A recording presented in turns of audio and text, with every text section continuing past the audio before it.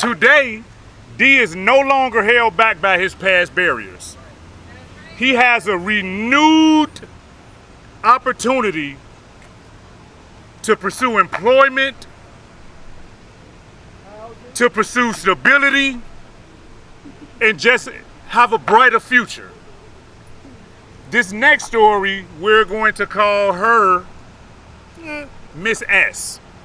So Miss S, we met her at a community resource event. And she was just basically there searching for some stable housing for her and her daughter and the rest of her family. Through our partnerships and outreach, we connected her to Bickerdyke Housing Development Center. And from there, she was able to get on the waiting list to secure housing. Yay! This connection represents hope, stability, and a promise of having a secure home for her and the rest of her family. Now, these aren't just isolated successes, right?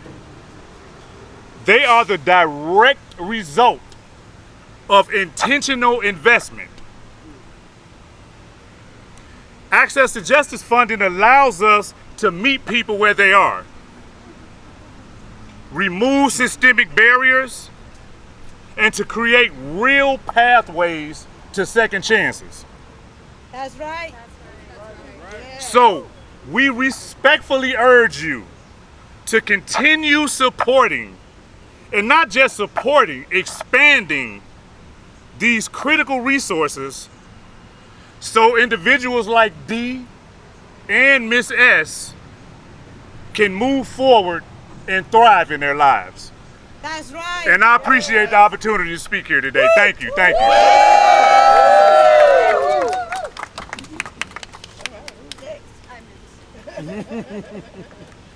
So I just talk? Mm-hmm. Perfect. Yeah. Hi everyone! Woo! ¿Cómo están? Bien! Woo! Thank you all for being here today. My name is Juana Cordova from Farm Worker and Landscaper Advocacy Project, and I am here with my awesome coworker Sasha, and yeah, we're excited to be here today to fight 50 million! AFLAP, our mission is to improve the working conditions and opportunities free of charge for low-wage workers and their families. And organizations like FLAP rely on access to justice funding, and which supports more than 90 plus organizations, right? And they provide critical support, advocacy, education for communities who are literally underserved. They're ignored and they're left behind. Every day we see why access to justice is so important, right? Yes. And why it is essential. Access to justice means no one should have to choose from paying rent or getting legal support. It means workers should not have to suffer abuse, discrimination, wage theft, detention, and silence because they cannot afford an attorney. For workers we serve, access to justice can mean a difference between stability, homelessness, between safety and exploitation, between hope and hopelessness. That's right. I'll take it away.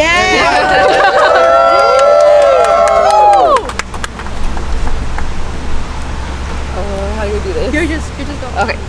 A client at FLAP came to us after facing 15 years of sexual harassment and discrimination. He was detained by ICE and was living in horrible conditions for 3 months.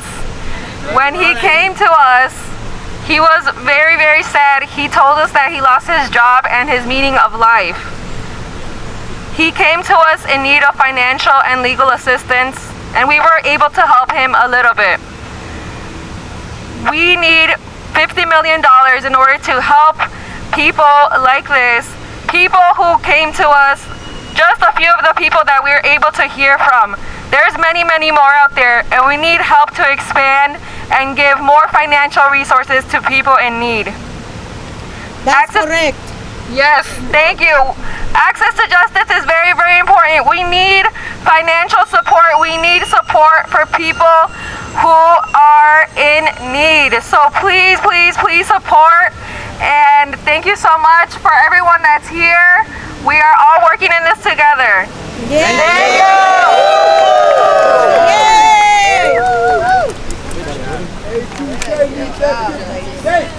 Yes. Hey everybody, my name is Bruno Garcia, BrunoGarcia, and I'm here with Warehouse Workers for Justice. Yeah.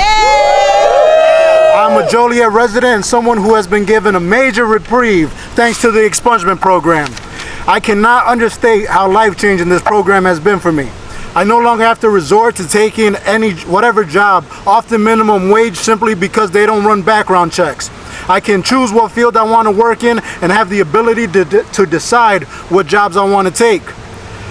I now leave interviews knowing that my employment is solely based on whether or not I am the most qualified for the job. One instance that sticks with me, I was hired at a family entertainment center on the spot. It was an amazing experience, the most fun job I've ever had. I was learning the different fields, and I was fired 2 weeks later once my background check came in. I didn't have anything lined up, so it was back to taking the first job that came around. But thanks to the record relief, I am once again working a job that I enjoy, making a wage that I can live off of. Housing has become less of an issue as well. I can apply for apartments on my own. My application is now based on my financial acumen rather than a mistake I made years ago. That's right. Holding people accountable is absolutely necessary for society to thrive, but I believe second chances are just as important. That's correct. Yay. It gives people a chance at becoming a productive member in their community. It lets people not have to rely on back-breaking, often low-paying jobs, or worse, resorting to illegal means to make ends meet. This program gives people and their families a fair chance at a more prosperous life. It helps build more taxable income as people are allowed to take on higher-paying jobs. And most importantly to me, it allows people to not be held back for mistakes they have already paid their debt to society for. I am here today asking legislators to fund the Access to Justice program and help build a safer and financially stronger Illinois. Yay.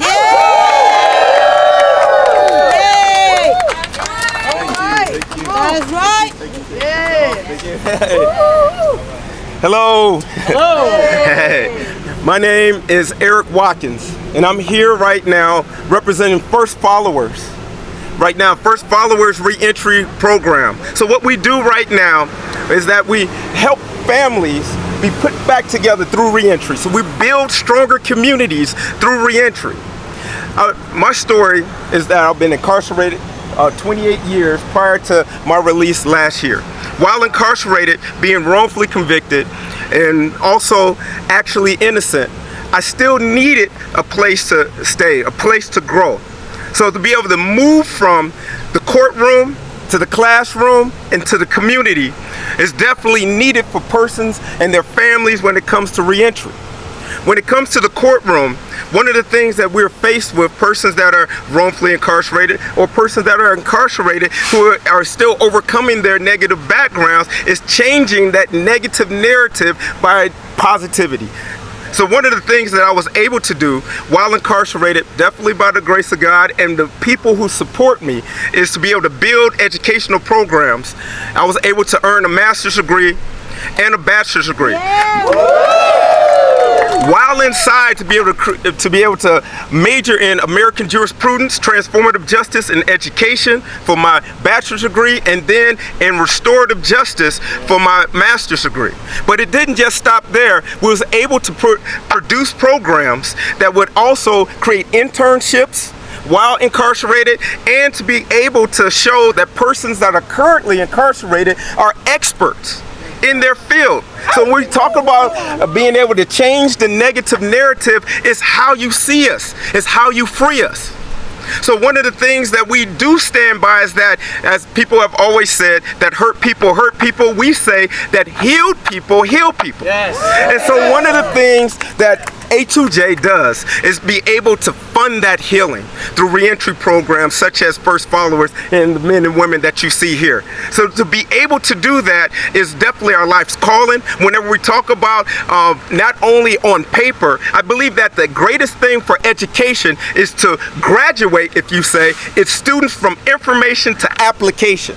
And to be able to apply that in our lives that's what we're asking for with this $50 million. More than that is that we're boots on the ground. We're there right now that have more than just credentials, but we have our lived experiences right now. So this is the thing that we can embrace families. We bridge the gap between the crunching the numbers, but in the lived experiences fleshes out the needs. In fact, it is the need that calls for more money to be invested in the community versus in prisons. So right now we stand in unity and solidarity right now to help and heal other families and be able to use our lived life experiences to love. I wanted to say this. I believe that right now we're on the heels of Juneteenth. I believe it's 3 weeks away. And something when we start to talk about me coming full circle, or maybe this whole thing coming full circle, one of the greatest things that we moved from the cotton fields to Capitol Hill. To be able to stand right now, to be able to stand here in the state capitol, to be able to share my story and to connect with others, to heal people, I believe that we have definitely not only come full circle, but we got a long way to go to be able to create new circles of influences right now. So not only looking where we came from, how far we have to go, that's what we need this money for. And we thank you right now for hearing us, and more than hearing us, to move and support us. Because I believe everyone wants to be seen, heard, felt, supported, and celebrated. Yay. So we thank you right now for the celebration.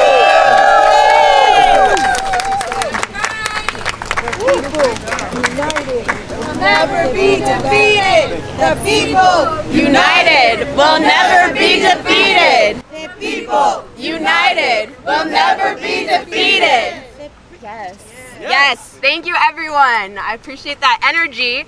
My name is Denasia and I'm from Westside Justice Center. Yes. I'm gonna close us out today by amplifying a foundational, well-known phrase to the work that we do, and that's that we know our rights.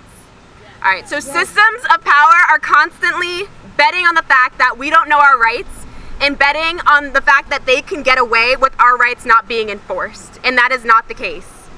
A few months ago, I witnessed a group of young black kids in my neighborhood get stopped by the police. They were facing involvement with a system that doesn't think they matter, facing disruption in their education, separation from their families, and disconnection from their dreams as our future generation. Because of Illinois Access to Justice, I was able to go into my wallet, pull out a palm card, and step by step lay out what to do when they're stopped in public. I informed them of their right to not consent to that search, and the search stopped. I told them I had a list of free legal defense hotlines I could call if they needed.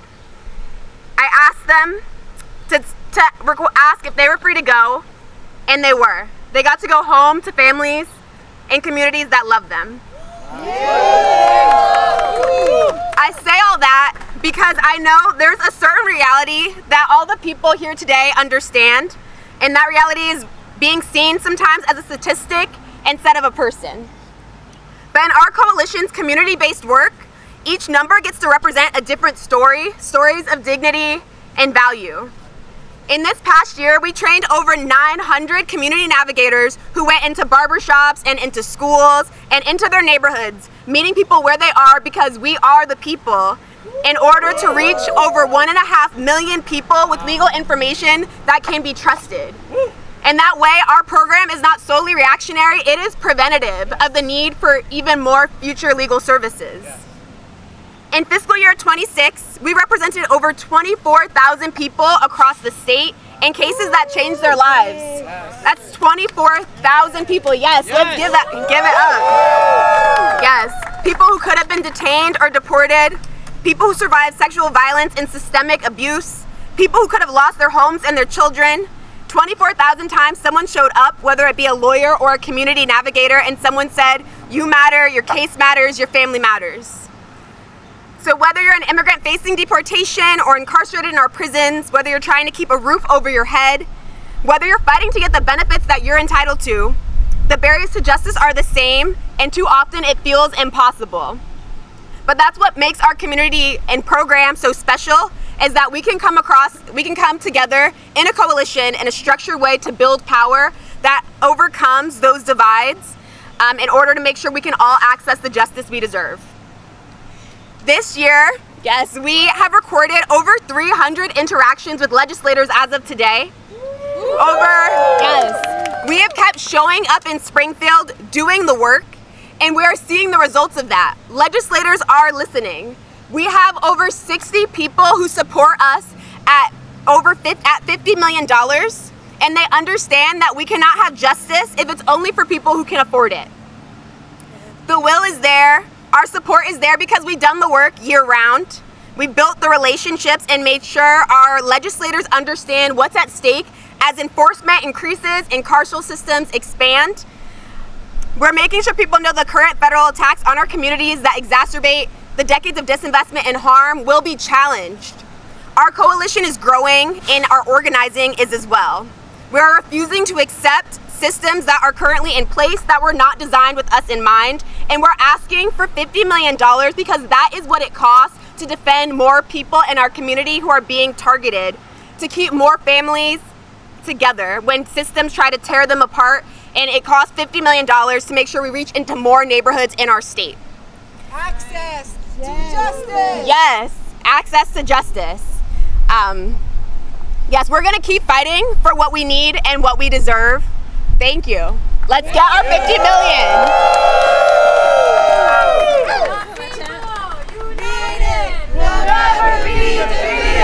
The people united will never be defeated. The people united